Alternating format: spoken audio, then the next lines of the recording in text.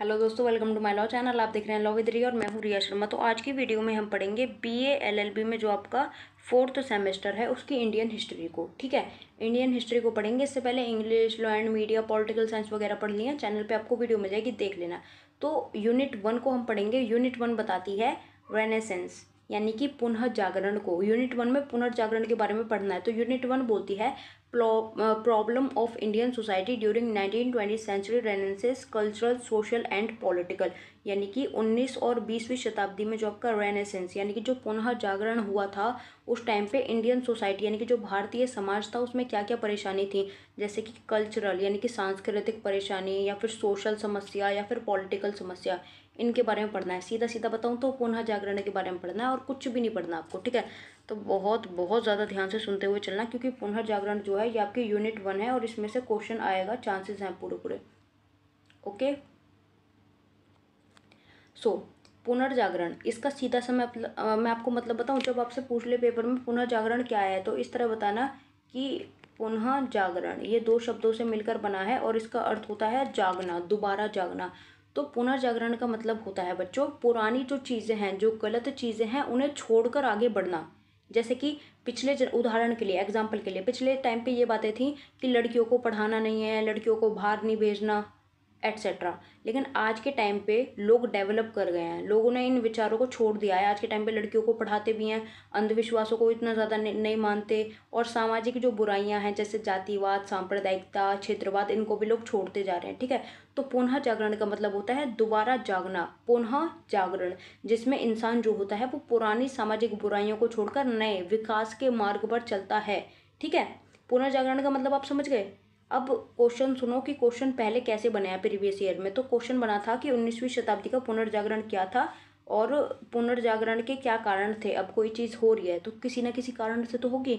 अब लोगों की सोच में बदलाव आ रहा है, लोग पुरानी चीज़ों को छोड़ के नई चीज़ की तरफ बढ़ रहे हैं, तो उसका कुछ ना कुछ कारण तो होगा। तो पुनर्जागरण के क्या कारण थे, इसका उद्भव यानी कि एक तरह से ओरिजिन और विकास यानी कि डेवलपमेंट कैसे कैसे हुआ, पुनर्जागरण के क्या लक्षण है, इसके सिवा पुनर्जागरण के दौरान भारत में क्या क्या समस्या थी। यानी कि जब पुनर्जागरण का टाइम चल रहा था तो उस टाइम इंडियन सोसाइटी में कौन कौन सी प्रॉब्लम थी, और पुनर्जागरण में किस किस इंडियन ने सपोर्ट किया यानी कि सहयोग दिया या फिर योगदान दिया, वो हमें पढ़ना है। ठीक है, तो पुनर्जागरण का मतलब आपको मैंने बता दिया कि दोबारा जागना और पुरानी चीज़ों को छोड़ते हुए नई चीज़ों को अपनाना।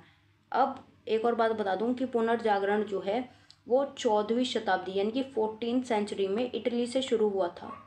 ऐसा नहीं कि ये भारत से शुरू हुआ है, ये हुआ है यूरोपीय कंट्री यानी कि जो यूरोपियंस हैं, जो पाश्चात्य संस्कृति है, ये वहाँ से आया है, पाश्चात्य देशों से। ठीक है, ये इटली में सबसे पहले रोम, वेनिस वगैरह इटली से शुरू हुआ है ये। ठीक है, तो 19वीं शताब्दी की बात करते हैं भारत की। तो 19वीं शताब्दी का जो पुनर्जागरण है वो एक ऐसा आंदोलन था जिसमें भारतीय समाज ने पाश्चात्य ज्ञान यानी कि जो वेस्टर्न नॉलेज है, ठीक है, वेस्टर्न ज्ञान, विज्ञान, तर्क और मानवतावाद के प्रभाव में आकर सामाजिक बुराई, अंधविश्वास और रूढ़ियों को चुनौती दी। यानी कि अब भारतीय लोग जो थे वो बहुत ज़्यादा डेवलप करने लगे थे। उन्होंने पाश्चात्य यानी कि जो वेस्टर्न नॉलेज हैं और साइंस है, तर्क है, मानवतावाद है, इन सबको सपोर्ट किया। जबकि पुराने जो अंधविश्वास थे, बुराइयां थी, उनको छोड़ दिया। जैसे कि पुरानी सामाजिक बुराई है छुआछूत करना, जातिवाद करना कि तू छोटी जाति का है, हम तो बड़ी जाति के हैं। लेकिन मानवतावाद और जो वेस्टर्न कंट्रीज हैं वहाँ पे छुआछूत इतनी ज़्यादा है नहीं। वहाँ पे कलर के ऊपर है, गोरे काले के ऊपर, लेकिन वहाँ इस तरह से नहीं है जातिवाद कि मैं शर्मा हूँ, तू गुर्जर है, तू जाट है, इस तरह से। ठीक है, तो भारत में इस टाइम पे पुनर्जागरण में क्या हुआ कि सामाजिक बुराई, अंधविश्वास, रूढ़ी, जो रूढ़ियाँ होती है ना, परंपराएं, रूढ़ियाँ, उनको त्याग कर लोगों ने विकास किया। ये आंदोलन जो थे इनमें धार्मिक सुधार भी हुआ, शिक्षा का प्रचार हुआ, स्त्री शिक्षा, विधवा पुनर्विवाह, ये सारी चीज़ें हुई। क्योंकि इससे पहले धार्मिक सुधार में क्या था, मूर्ति पूजा वगैरह थी। मूर्ति पूजा आज भी है, लेकिन जो इस टाइम पे धार्मिक सुधार हुए इसमें रामकृष्ण मिशन आया, आर्य समाज आया। इन लोगों ने बोला कि मूर्ति पूजा ठीक है, लेकिन भगवान का बहुत बड़ा स्वरूप है, उसकी पूजा करो। और शिक्षा का प्रचार हुआ, यानी कि स्त्री शिक्षा, जैसे लड़की है तो लड़कियों को भी शिक्षा मिलनी चाहिए।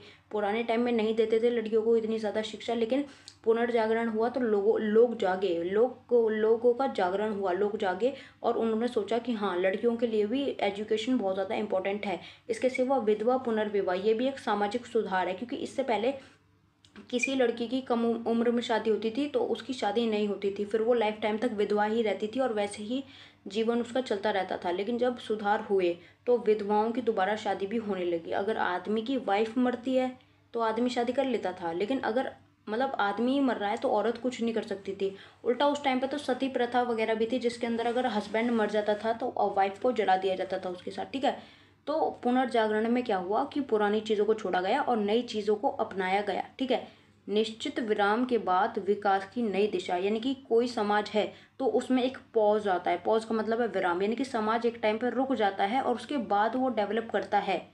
जैसे जो प्राचीन भारत था वो अच्छा था, उसमें नारियों को थोड़ी बहुत शिक्षा थी, वो वेद ग्रंथ पढ़ सकती थी। लेकिन बीच वाला जो समाज आया उसमें विराम लग गया, उसमें नहीं पढ़ाते थे। लेकिन आज का समाज डेवलप कर रहा है, लड़कियों को पढ़ा रहे हैं, ठीक है। तो ये था पुनर्जागरण। अब पुनर्जागरण के क्या कारण थे, ये कैसे कैसे आया। तो सबसे पहले अंग्रेजी शिक्षा का प्रभाव, इसका उद्भव और विकास कैसे हुआ वो समझो। तो सबसे पहले अंग्रेजी शिक्षा का प्रभाव, 1835 में लॉर्ड मैकाले द्वारा शुरू की गई नई शिक्षा नीति में अंग्रेजी भाषा, पाश्चात्य विचारधारा, यानी कि जो फॉरेन लोगों की मेंटालिटी होती है, विचारधारा होती है, वो और विज्ञान का प्रचार किया गया। इससे जो भारतीय बुद्धिजीवी थे उनमें जागरूकता बढ़ी। उन्होंने सोचा कि यार कहाँ फंसे पड़े हैं हम, कहाँ हम जातिवादों में लगे हुए हैं, ये लोग तो मानवता को बढ़ावा देते हैं। तो इस तरह से भारतीय जो थे उनका स्टैंडर्ड ऊपर हुआ, ठीक है। जैसे आप देखो कि कोई परिवार है जिसमें सारे लोग बहुत ज़्यादा पढ़े लिखे हैं, तो बराबर वाला अगर उन्हें, बराबर का पड़ोसी उन्हें दिखेगा तो उसे भी लगेगा कि हमें भी अपने बच्चों को पढ़ाना चाहिए, ठीक है। तो पुनर्जागरण भी इसी प्रकार से हुआ कि अंग्रेजी शिक्षा को बढ़ावा मिल रहा था तो भारतीयों को लगा कि हम भी अपने यहाँ पे शिक्षा देंगे। दूसरा है समाचार पत्रों का योगदान। तो प्रेस की शुरुआत से विचारों का आदान प्रदान हुआ। तो बंगाल गजट, समाचार दर्पण, केसरी, हिंदू पत्रिका ने जन जागृति में योगदान दिया। यानी कि पत्रिका, यानी कि अखबार वगैरह या मैगजीन जो छपती थी, इन्होंने जन जागृति यानी कि लोगों को जगाने में योगदान दिया। इन्होंने समझाया कि क्या चीज़ अच्छी है क्या बुरी है। जैसे इन्होंने समझाया कि स्त्री को शिक्षा मिलनी चाहिए, उसका पुनर्विवाह होना चाहिए, उसे सती प्रथा मत करो, ठीक है, इस तरह से। तो इस तरह से भी पुनर्जागरण हुआ। दूसरा है ईसाई मिशनरियों की गतिविधि, ठीक है। तो ईसाई क्रिश्चियन होते हैं और ये जो मिशनरी होते हैं ये बेसिकली धर्मांतरण कराते हैं। लाइक कोई हिंदू है तो उसे ईसाई बना देंगे, मुसलमान है तो उसे ईसाई बना देंगे, इस तरह। तो ईसाई मिशनरियों की गतिविधि, इस टाइम पे मिशनरी जो थी उन्होंने शिक्षा के प्रचार और सामाजिक बुराइयों की आलोचना की। यानी कि जो भी सामाजिक बुराई थी, लाइक छुआछूत, जातिवाद और शिक्षा नहीं थी औरतों के लिए, तो ये जो ईसाई लोग थे, क्रिश्चियन थे, इन्होंने बुराई करी कि ये चीज़ गलत है। तो इससे आत्मचिंतन और सुधार की भावना पैदा हुई। जब कोई आदमी आपकी बुराई करेगा तो आपको लगेगा ना कि चलो ठीक ठीक है, थोड़ा सुधार करते हैं। तो उसी तरह से जब ईसाई मिशनरी यानी कि क्रिश्चियंस ने बुराई करी तो भारतीयों को लगा कि थोड़ा डेवलपमेंट करते हैं। अगला है पश्चिमी विचारधारा का प्रभाव। जैसे स्वतंत्रता, समानता, न्याय, तर्कवाद और मानवाधिकार जैसे विचार फैले। लोगों ने देखा कि जो पश्चिम विचारधारा है, जो फॉरेन वाले जो लोग हैं वो कितने मतलब फ्रीडम से रहते हैं, स्वतंत्रता से जीवन जीते हैं, और एक हम हैं, हम घर से बाहर भी नहीं निकल सकते। तो ये जो विचार थे ये फैले और इस तरह से पुनर्जागरण हुआ। तो ये कुछ कारण है और ये उद्भव और विकास भी इसी तरह हुआ। 1835 से शुरू हुआ और यहाँ पे ख़त्म हुआ इस तरह से। अब पुनर्जागरण के लक्षण, लक्षण का मतलब है इसमें क्या क्या था, ठीक है। जैसे बुखार के लक्षण होते हैं ना जिनसे पता चलता है कि ये बुखार है, उसी तरह से पुनर्जागरण के लक्षण जिनसे पता चलता है कि ये पुनर्जागरण था। तो इसमें क्या हुआ, धार्मिक सुधार आंदोलन हुए।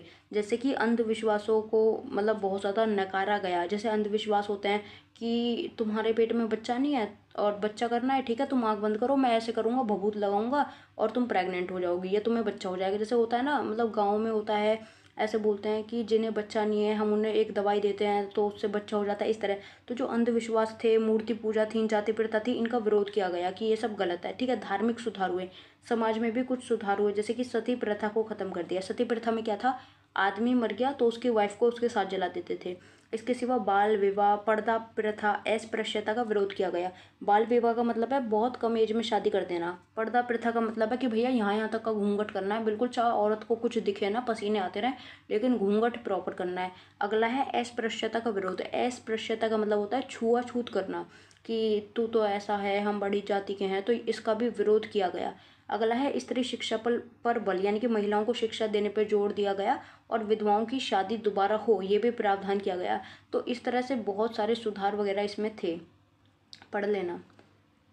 अगला है पुनर्जागरण के दौरान भारत की समस्याएं। तो पुनर्जागरण के दौरान भारत में कई तरह की समस्या थी। धार्मिक समस्या थी, सामाजिक, राजनीतिक, कई तरह की समस्या थी। धार्मिक समस्या में क्या था कि लोग जो थे वो अंधविश्वास पे बहुत ज़्यादा भरोसा करते थे, ठीक है। धर्म के नाम पे पाखंड चलता था। और राजनीति में तो अलग ही सिस्टम चल रहे थे, राजनीति वाले अलग खा रहे थे इंसानों को, ठीक है।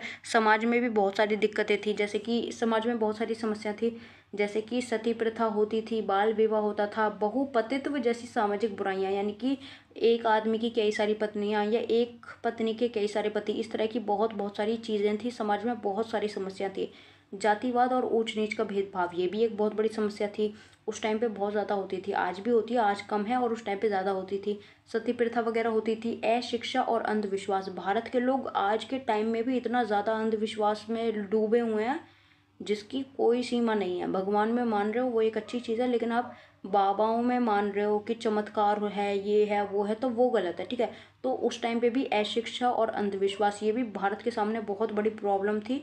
और स्त्रियों यानी कि जो फीमेल्स थी, जो वीमेंस थी, उनकी दयनीय स्थिति थी। और अधिकारों की कमी, यानी कि उन्हें अधिकार ही नहीं दिए जाते थे। घर में रहती थी, घूंघट करके रहती थी, पढ़ना लिखना था नहीं, इस तरह दबा के रखा जाता था। धर्म के नाम पे बहुत ज़्यादा पाखंड और रूढ़ियाँ चलती थी। और ब्रिटिश औपनिवेशिक शोषण, यानी कि जो ब्रिटिश सरकार थी वो भी हमारा शोषण करती थी। तो इतनी सारी समस्याएं थी पुनर्जागरण के दौरान। अब ये जो समस्याएं हैं इन्हें ही आप सामाजिक, राजनीतिक और धार्मिक में डिवाइड कर सकते हो। जब बोले कि धार्मिक समस्या लिखो तो बता देना कि उस टाइम पे धर्म के नाम पे पाखंड था, रूढ़ियाँ थी, और बहुत ज़्यादा, कहाँ गया वो, हाँ, अंधविश्वास था, ठीक है। इस तरह से आप पॉइंट बना बना के लिख सकते हो इसमें। अब है पुनर्जागरण में योगदान देने वाले व्यक्ति, यानी कि किस किसने पुनर्जागरण में सहयोग दिया।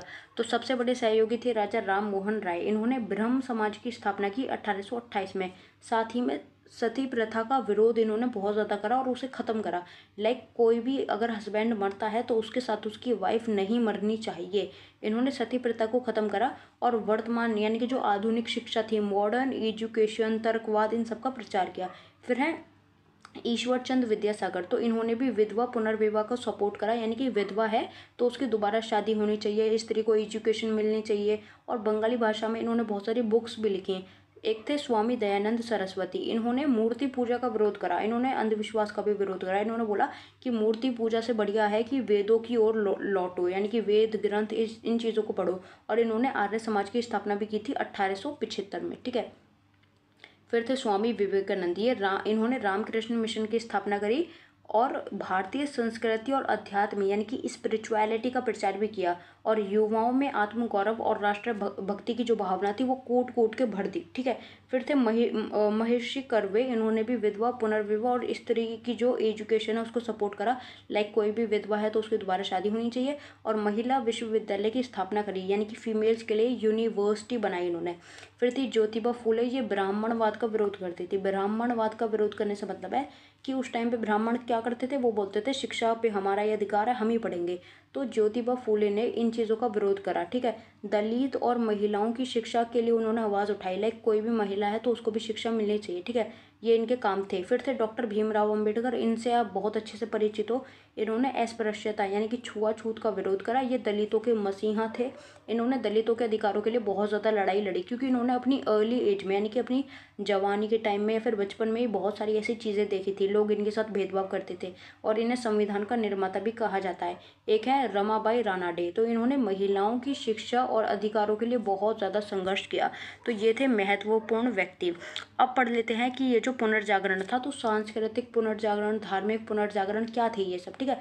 तो पहले बात करते हैं सांस्कृतिक पुनर्जागरण की। तो इसका मतलब है कि तुम्हारी जो सोई हुई संस्कृति है उसे जगाना। जैसे आज के टाइम में हम टी शर्ट वगैरह पहन के घूम रहे हैं, लेकिन साड़ी सूट वगैरह ये सब नहीं है कहीं भी। और आदमी जो है वो भी टी शर्ट लोअर में घूमते हैं, उन्हें भी कुर्ते से कोई मतलब नहीं है। तो इसका मतलब यह है कि जो सांस्कृतिक वस्त्र हैं, संस्कृति जो तुम्हारी है उसे मतलब समेटते हुए चलना। जैसे आजकल बहुत सारे डांस होते हैं लेकिन फोक डांस नहीं होता, मतलब बहुत कम होते हैं। जैसे ये भरतनाट्यम हुई, प्राचीन भारत के जो डांस थे वो नहीं होते, बल्कि उल्टे ही सीधे डांस होते हैं।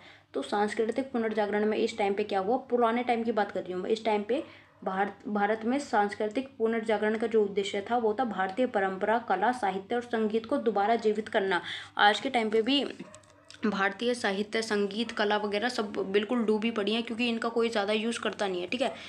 तो इस टाइम पे जैसे कि रविंद्रनाथ ठाकुर, बंकिम चंद्र चट्टोपाध्याय, ये जो लोग थे इन्होंने बहुत ज़्यादा भारतीय संस्कृति को बढ़ावा दिया। जैसे कि आपने राष्ट्रीय गान में भी सुना होगा, राष्ट्रीय गान में भी बहुत सारे ऐसे ऐसे शब्द हैं जो भारत की संस्कृति को दिखाते हैं, ठीक है। जैसे ऐसे है कि पंजाब, सिंध, गुजरात, मराठा, तो मतलब सारे राज्यों की भी बात कर दी एक तरह से, और बहुत अलग अलग बात कर दी, नदियों की बात, राज्यों की बात। तो इस तरह से सांस्कृतिक रूप से इन्होंने भी अपना योगदान दिया था, ठीक है। तो भारतीय संस्कृति को पश्चिम प्रभाव से बचाने, ठीक है, यानी कि जो वेस्टर्न जो प्रभाव है उससे बचाने के लिए और अपनी संस्कृति को मजबूत करने के लिए सांस्कृतिक पुनर्जागरण हुआ था, यानी कि अपनी संस्कृति को दोबारा जागृत करना। दूसरा था धार्मिक पुनर्जागरण। तो इसमें बेसिकली बहुत सारे आंदोलन हुए, जैसे कि ब्रह्म समाज जो कि राजा राम मोहन राय ने किया था, फिर आर्य समाज की स्थापना की गई जो कि स्वामी दयानंद ने की थी, रामकृष्ण मिशन की स्थापना की गई जो कि स्वामी विवेकानंद ने की थी। तो ये जो आंदोलन हुए 4-5 टाइप के, इनमें क्या हुआ कि अंधविश्वास, जातिवाद, मूर्ति पूजा का विरोध किया गया। इन्होंने बोला कि धर्म अलग है, जातिवाद अलग है, ठीक है। तो ये जो जातिवाद, अंधविश्वास थे, इन सब का विरोध किया गया। तो ये था धार्मिक पुनर्जागरण, यानी कि धार्मिक जो लेवल था उस पे लोग जागे, उन्होंने बुराइयों को छोड़ा और नए रास्ते पर चलने लगे। अगला है सामाजिक पुनर्जागरण। तो इसमें भी समाज ने डेवलप करा, जैसे कि सती प्रथा खत्म करने पे बल दिया, बाल विवाह, जातिवाद, महिला उत्पीड़न के खिलाफ बहुत सारे आंदोलन करे कि महिलाओं का उत्पीड़न भी नहीं होना चाहिए, महिलाओं की शिक्षा की व्यवस्था करी, विधवा पुनर्विवाह, यानी कि कोई विधवा हो गई है तो उसकी दोबारा शादी हो जाए, ये व्यवस्था करी, दलितों के अधिकार जैसे विषयों पर भी बहुत ज़्यादा ध्यान दिया गया। इसके सिवा शैक्षिक पुनर्जागरण हुआ, यानी कि शिक्षा, यानी कि एजुकेशन के माध्यम में भी डेवलपमेंट हुआ। तो इसमें क्या था कि अंग्रेजी शिक्षा के आगमन से, यानी कि जब ब्रिटिश लोगों की शिक्षा हमारे यहाँ पे आई तो ज्ञान, तर्क, विज्ञान और विवेक पर आधारित जो सोच थी उसका विकास हुआ। साथ में हमारे यहाँ पे भी कई सारे कॉलेज वगैरह बनाए गए जिससे शिक्षा का पुनर्जागरण हुआ। जैसे कि पंडित मदन मोहन मालवीय ने बनारस हिंदू विश्वविद्यालय, यानी कि BHU, बनारस हिंदू यूनिवर्सिटी का गठन किया था। और भी ऐसे बहुत सारे स्कूल वगैरह का गठन हमारे यहाँ हुआ। अब आपके लिए हाईली रिकमेंडेड है कि आप इस नंबर पे पेड नोट्स के लिए DM कर सकते हैं, क्योंकि हिस्ट्री जो है इसमें बहुत सारे टॉपिक्स हैं, बहुत सारे क्वेश्चन हैं, और पेड नोट्स में आपको सारे क्वेश्चन कंप्लीट मिल जाएंगे। और जो क्वेश्चन होंगे ना वो ऐसी ही आसान भाषा में होंगे ताकि आप इजीली उन्हें पढ़ के, फ़ोन से पढ़ के भी कवर कर पाओ। लॉ विद रिया नाम से टेलीग्राम पे चैनल है, इसे सब्सक्राइब कर लेना, नोटिफिकेशन वहाँ पे आपको मिलती रहेंगी। Thanks for watching. जय हिंद, जय भारत।